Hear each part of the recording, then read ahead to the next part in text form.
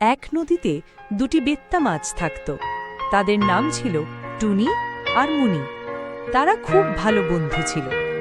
রোজ সকালে তারা নদীর স্বচ্ছ জলে সাঁতার কাটত, ছোট ছোট পোকা খেত আর মজা করত।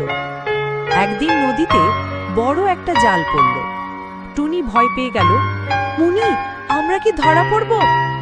মুনি শান্ত গলায় বলল, ভয় পাস না, আমরা একসাথে থাকলে কিছু হবে না।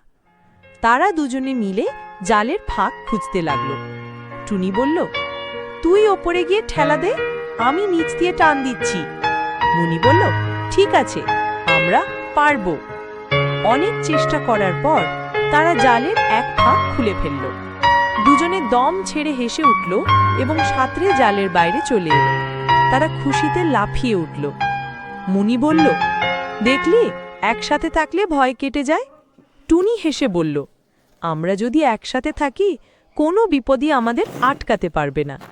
সেদিন থেকে তারা ঠিক করল, কোনো বিপদ এলেও তারা সবসময় একসাথে থেকে সমস্যার সমাধান করবে। তাদের বন্ধুত্ব নদীর ঢেউয়ের মতো চিরকাল